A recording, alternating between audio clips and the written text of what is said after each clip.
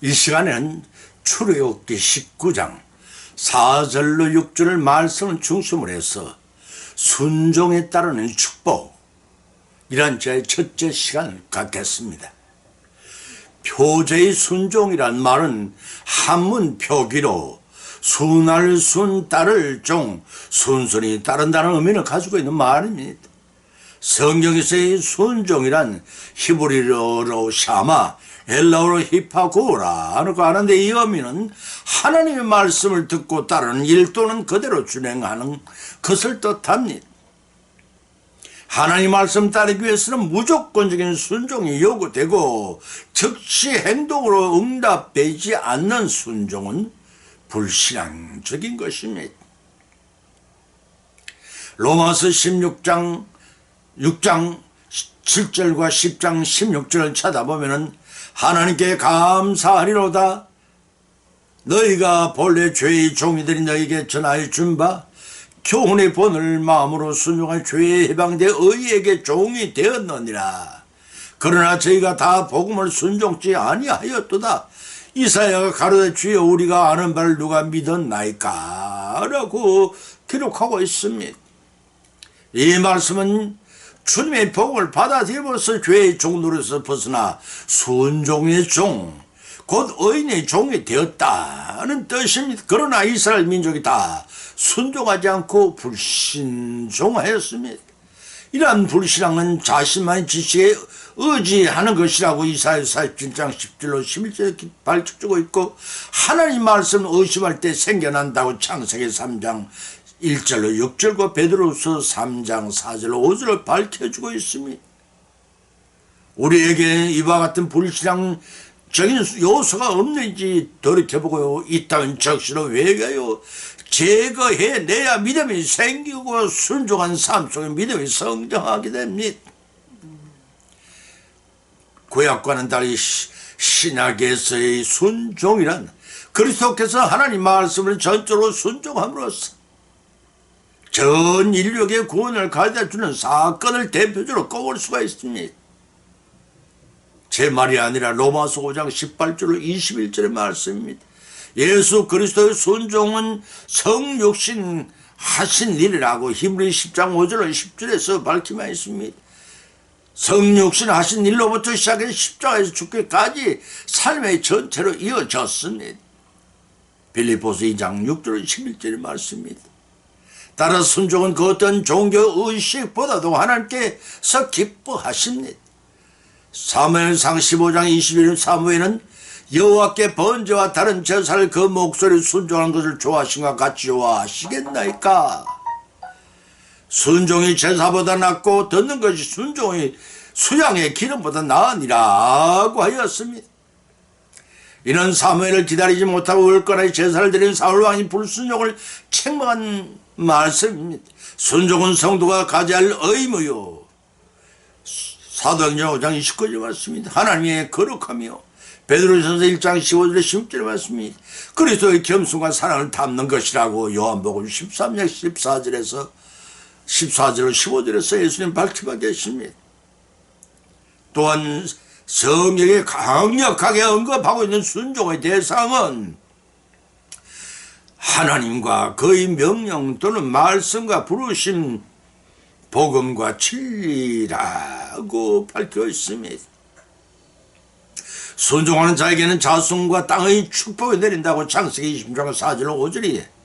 그리고 내려지고 하나님이 가족이 된다고 마태복음 12장 50절에 예수님이 밝히고 계시며, 의에 이르른다고 로마서 6장 10절에 밝혀주고 있으며, 영생을 얻게 된다고 요한일서 2장 11절에서 밝히 기록하고 있습니다. 오늘 이 시간에는 순종에 따른 축복이 무엇인지 본문의 말씀을 상고하는 것 첫 시간으로서 성령님의 감동, 감화 역사심에 위해 피차의 풍선을 받고 실천을 위한 결단의 시간이 되시기를 예수님의 이름으로 간절히 축원을 드립니다. 첫째는 축복을 받자면 하나님께 순종하고 거룩한 백성이 되어야 합니다. 출애굽기 19장 4절로 6절을 찾아보면 나 애굽 사람에게 어떻게 행하였음과 내가 독수리 날개를 너희를 업은 내게로 인도하였음을 보았느니라.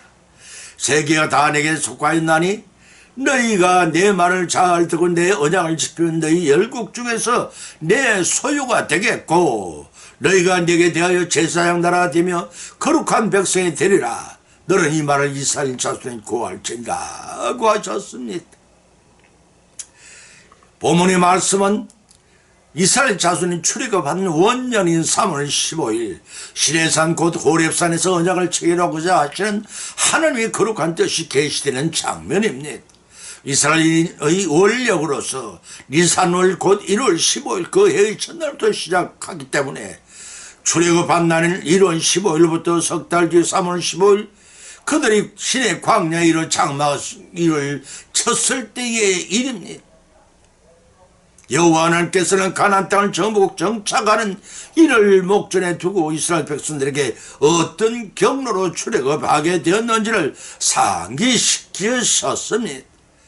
하나님께서는 우리 성도를 각 사람들을 어떻게 인도가 어떻게 보호하셨는지 또한 어떻게 하나님이 이 백성 곧 하나님의 자녀가 되게 하셨는지 우리가 하나님이 영접하고 사랑한 것이 아니라 하나님이 먼저 우리를 찾아오셔서 사랑함으로 결실된 것입니다. 그 주권적인 은혜를 우리 각자가 기억하고 계시는지 한 번쯤 자신을 돌이켜 봐야 할 것입니다.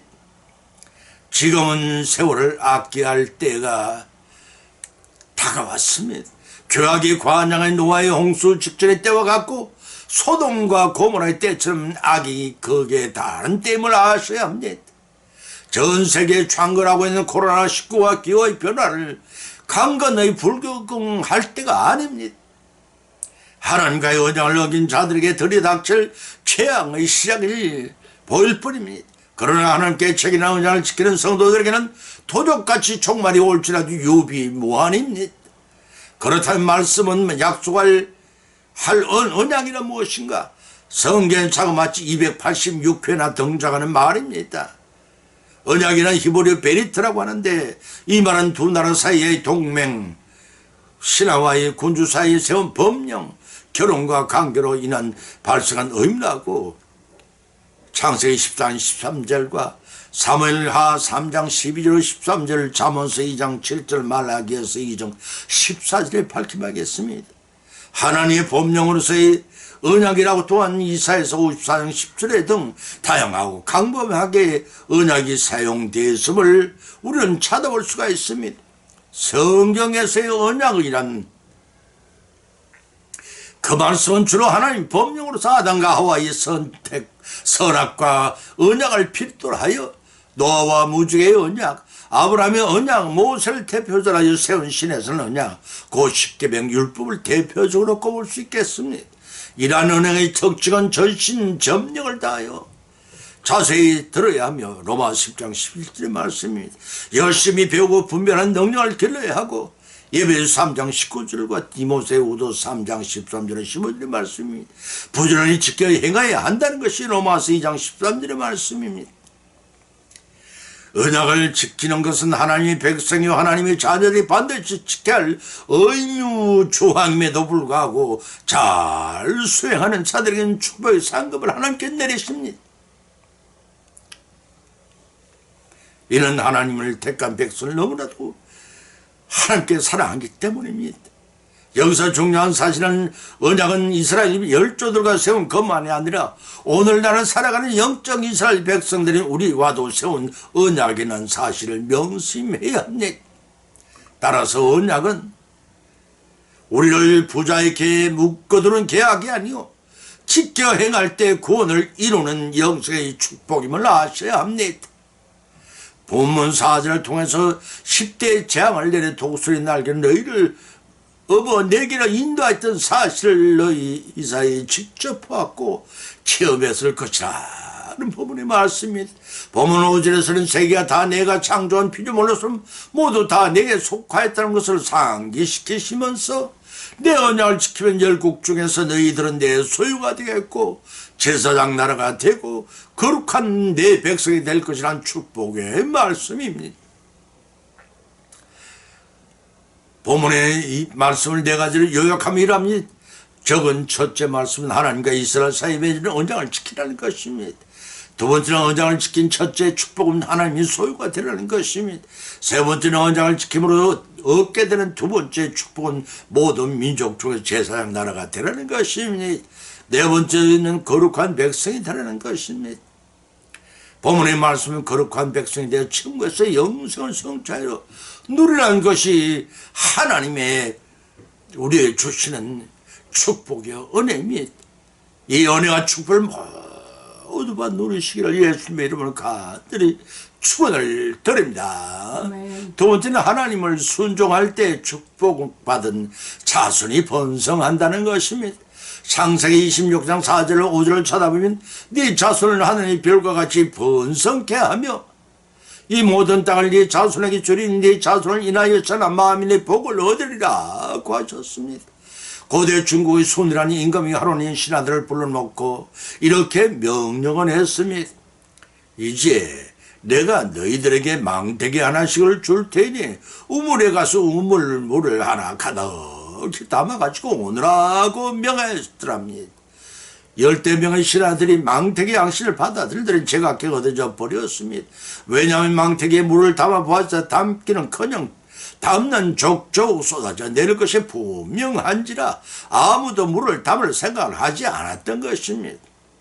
그런데 오로지 한 신하만이 우물로 가서 하루 종일 물을 퍼담는 것이었습니다. 그도 역시 망태기에 물을 담는 것은 불가능한 일인 줄 알았지만 어찌 지엄하신 임금의 명령을 거역할 수 있으리라는 생각하는 마음으로 온종일 물을 퍼담았습니다. 이었고 해질녘이 되자 우물에 물이 다 했는지 아무리 두레박질을 해도 물을 길어 올릴 수가 없었습니다. 그런 미련한 듯 보인 신하는 허리를 펴고 얼굴 들민 채 물바닥을 내려다 보았습니다. 이게 어찌된 일입니까? 바닥에 드러나는 가운데 황금 덩어리가 번쩍 빛을 발하고 있지 않습니까? 신하는 얼른 그 황금 덩어리를 꺼내 올려가지고 거기로 한 임금께 쳐다가 자초지종을 말씀드린데 황금을 바쳤습니다. 임금은 황금 덩어리를 받을 생각도 없이 씁쓸하게 미소를 지으며 말문을 열었습니다. 수고했구나. 내 말에 순종하는 자가 너 혼자뿐이었구나. 그것은 순종한 자에게 주려고 내가 마련한 상금이니라. 그러니 네가 차지하여라 하고 금덩이를 바치는 그 금덩이를 그 신하에게 주는 것이었습니다. 우리에게 명하신 하나님은 우리를 사랑하십니다. 따라서 그분이 우리에게 하시는 명령도 우리를 향한 사랑에서 비롯된 것입니다. 우리에게 필요한 것을 명령하신 하나님의 의도를 신뢰하고 순종하라는 의미가 담긴 말입니다. 본문의 말씀 4절에서 네 자손을 번성케 하며 네 자손을 인하여 천하 만민의 복을 얻으리라고 하셨습니다.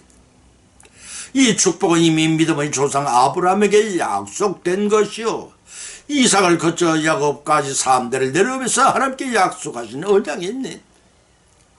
이제 본문에서 그 축복은 야곱이 이어질 것이며 마침내 예수 그리스도께서 완성하실 것입니다. 따라서 이 약속은 이미 아브라함과 맺은 언약의 개성이며 비준이며 재확인인 것입니다. 이 언약은 최종적으로 예수님께 장차 완성하실 것이지만 이삭이 가나안 땅에 유하면서 첫째는 하나님께서 항상 함께 하시는 축복을 받고 두 번째는 가나안 모형청을 차지하는 축복을 받았으며 세 번째는 자손이 번성하는 축복을 받게 되었습니다. 처음 아브라함 한 사람이 맺던 언약으로 인하여 시작된 구원의 축복은 창세기 12장 2절의 3절의 말씀입니다. 이삭과 야곱을 거쳐 이스라엘 전체뿐만 아니라 인류 모든 사람에게까지 확산되어 나감을 의미합니다. 그런 의미에서 보면 4절 하반부에 네 자손을 인하여 만민이 복을 받으려는 말씀의 뜻은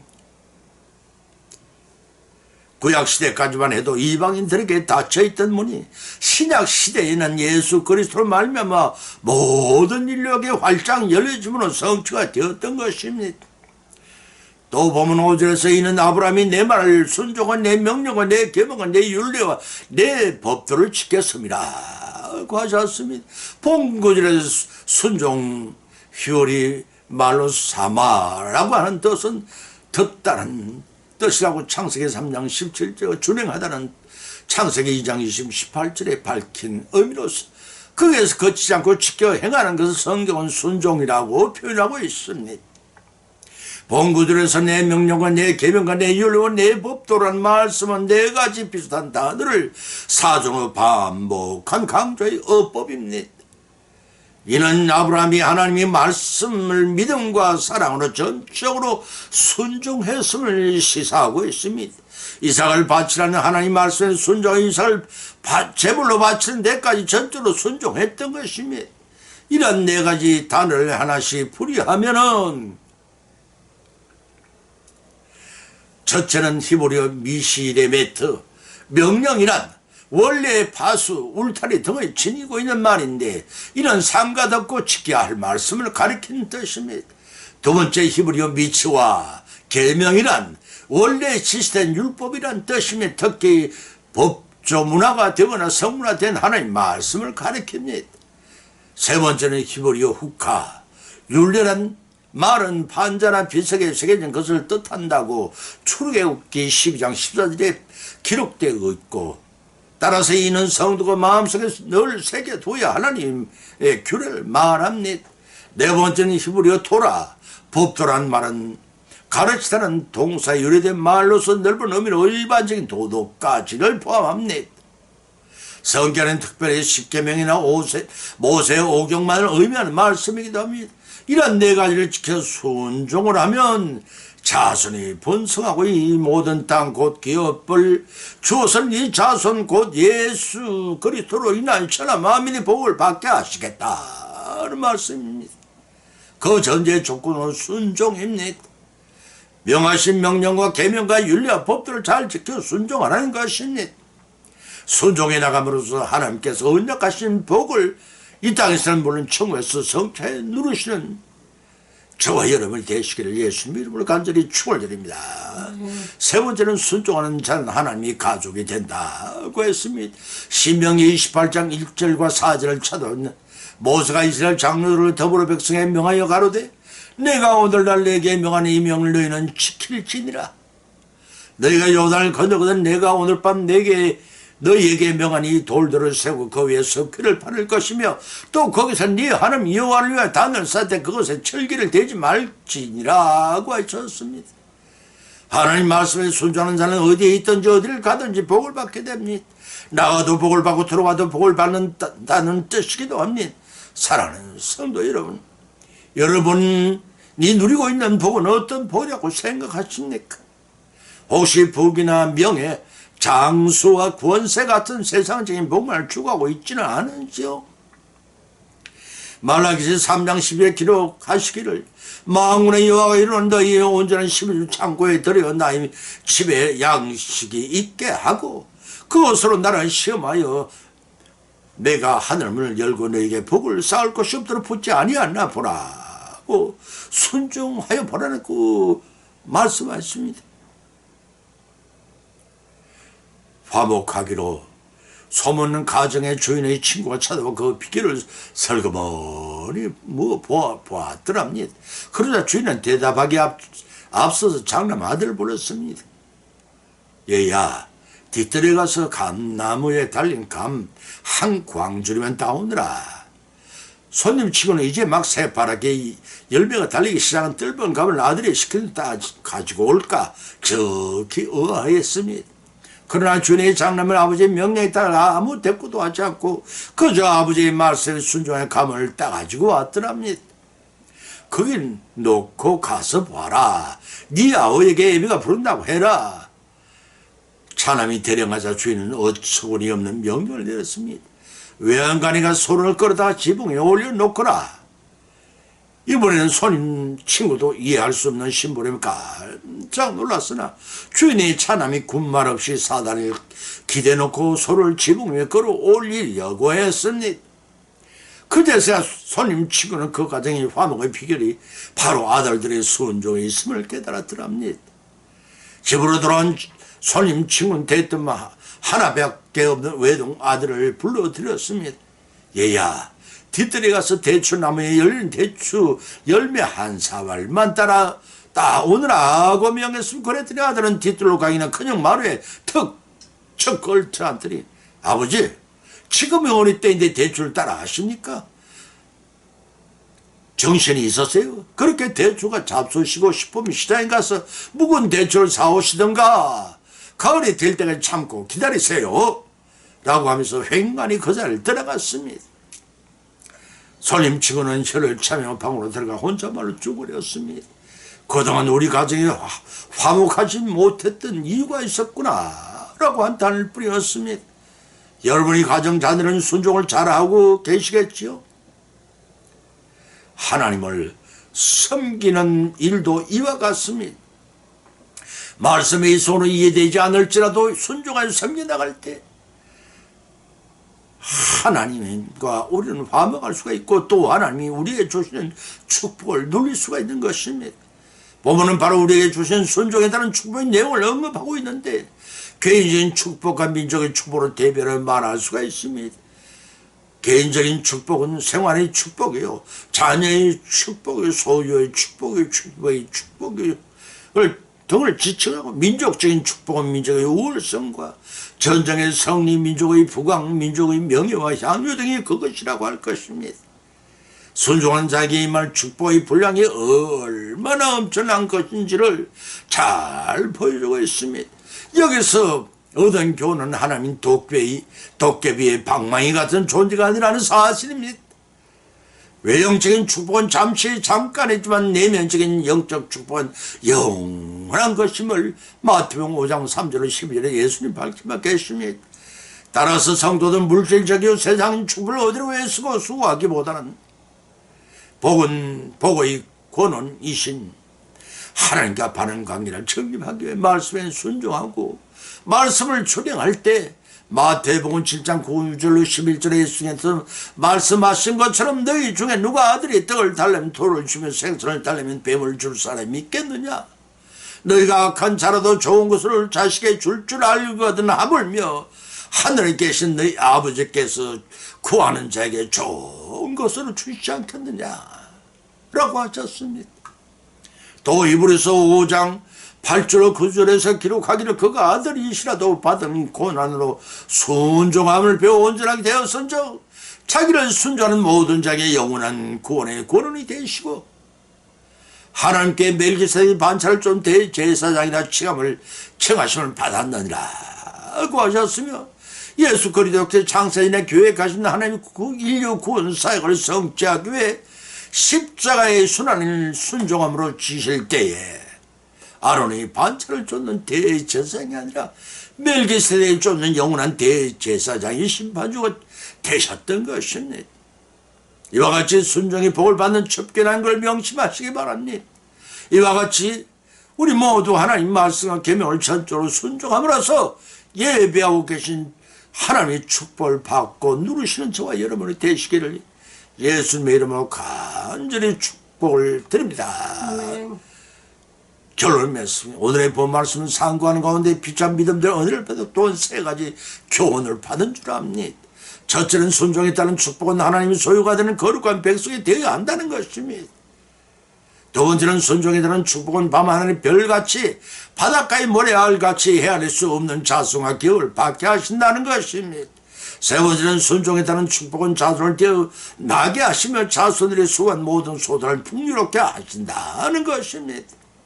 이러한 교훈을 받은 것으로 거치지 마시고 우리 실생을 가운데 실천하고 적용함으로써 풍성한 결실을 맺어 하나님 기쁘게 됨으로써 땅에서는 자손이 번창하고 소산이 풍요로우며 장수하고 천국의 영생복을 누리시는 저와 여러분이 되시기를 예수님의 이름으로 간절히 축원을 드립니다. 아멘. 찬송가 435장을 올리겠습니다.